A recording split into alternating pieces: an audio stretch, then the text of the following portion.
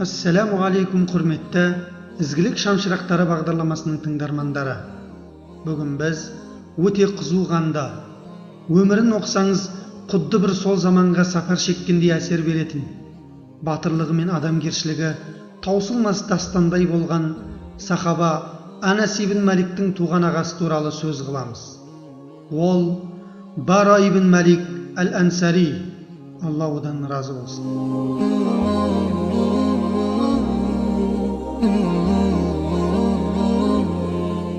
Бара ибн Малик Мәдина қаласының Хазра жүруінен, әкесі Малик ибн Надр исламды қабылдамастан дүние салған, ал анасы Румайса бинт Милхан, пайғамбар Алланың оған салауат сәлемдері болсын, жәннатта жүрісінің дауысын есіткен ізгі әйел. Бара ибн Малик Бәдірден басқа жорықтардың барлығына пайғамбармен бірге қатысты. Кейбір риуаяттарда бұл сахабаны Мәдинада мұғалім болған деседі. Алайда ол барлық жерде батырлықтың нышаны. Оны сипаттаған кісілер шашы бұйра-бұйра, арық денелі, жүдеу келген, көзге қораш көрінетін. Бұл адамды көрген кісі одан дереу бұрылып кетуге тырысатын дейді. Алайда ол осы түріне қарамастан қандай ерліктер жасағанын қазір баяндайтын боламыз. Пайғамбарымыз Алланың оған салауат сәлемдері болсын, дүниеден өткеннен кейін бір жылдың ішінде адамдар зекет беруден бас тартып, кейбірі жалған пайғамбар Мұсайлама әл-Кәззаптың ізіне еріп кетіп жатты. Сол кезде әділетті халифа Абу Бәкір ас-Сиддиқ, Алла оған разы болсын, оларға бұл әрекеттерінен қайтуға бұйырды, болмаса соғысатынын мәлімдеді. Сонда өтірікші пайғамбар Мұсайламаның жақтастары Мұсайламаның жалғандығына, Мұхаммедтің шынайы пайғамбар екендігіне сенеміз.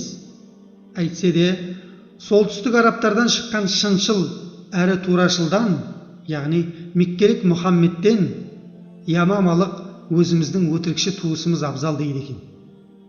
Міне, жүрегі соқыр адамдар деген осындай болса керек.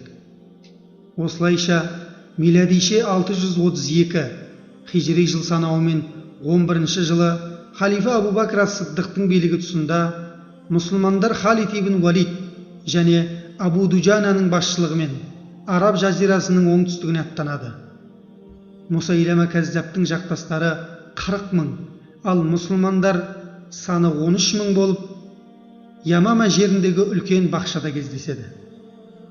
Сол кезде Бара ибн Малик, Алла одан разы болсын, сахабаларға қарап: «Уа ансарлар, ешбірің Мәдинаға шегінуді ойына да алмасын.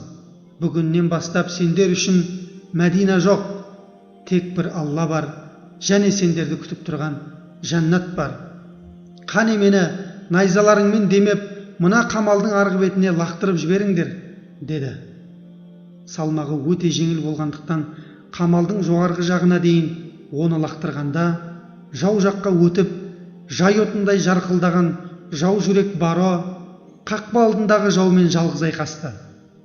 Найза мен қылыштан 80-нен аса жерінен жарақат алса да, 10 шақты дұшпанын жер жастандырып, қақпаны ашып береді. Міне ерлік.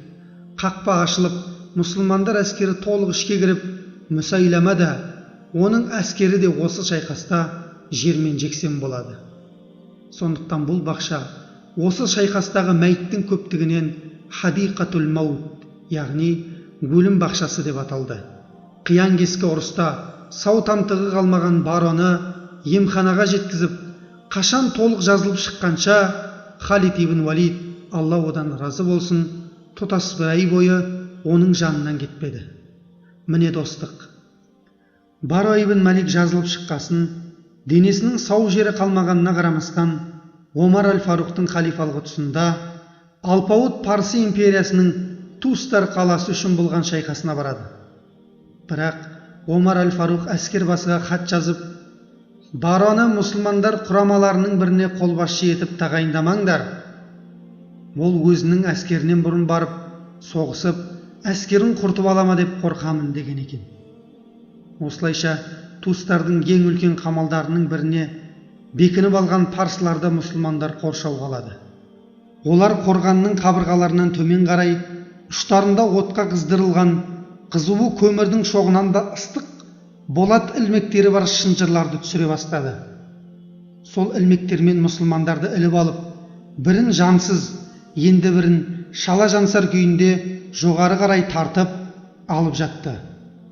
Осындай ілмектердің біріне Бара ибн Маликтің бауыры Анас ибн Малик түсіп қалды. Мұны көрген бойда Бара қорғанның қабырғасына жолбарысша атылып, бауыры ілінген шынжырға жабысты. Ол бірден балқыған ілмекті ұстап, оны бауырының тәнінен шығаруға тырысты. Бараның қолы қуырылып, түтіндей бастады. Әйтсе де ол бауырын құтқарып алғанға дейін темірден қолын ажыратпады. Сосын ол бауырын алып жерге түскенде, оның бұлшық еттері күйіп кеткен, қолы жалаңаш сүйекке айналған еді. Осы шайқаста парсы ұлыларының бірі Мирзабанды өлтіріп, және жекпе-жекте 100-ге жуық парсының бетке ұстарларын жермен жексен етеді. Және сол шайқаста өзі де ажал құшады.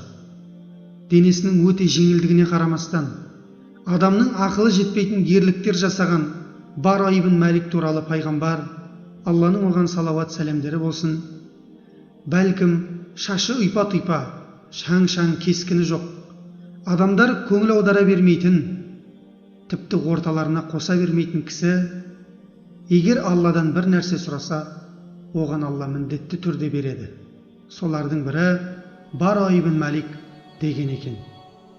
Алланың жолында жан тапсыруды сұраған Бараның тілегі қабыл болып, хижреттің 20-шы жылы Омар ибн аль-Хаттабтың халифалығы тұсында Парсы жерінде қаза табады. Осындай кісілердің құрбандығымен Алланың асыл діні біздің жерге дейін де жетіп келді. Аға менен інінің бауырлығы қандай болу керек екендігін ісімен дәлелдеп, қасық қаны қалғанша исламның қызметіне өзін арнаған ғалым әрі жау жүрек, сүйікті сахаба Бара ибн Маликтен Алла разы болғай. Егер соңына дейін бізбен бірге болған болсаңыз, онда пайғамбарға салауат айтып, біз баяндаған әрбір сахабаны жадыңызда ұстаңыз. Және Білім Маркет каналынан алыстамаңыз. Алда сізді сахабалардың таңғажайып туындылары күтуде.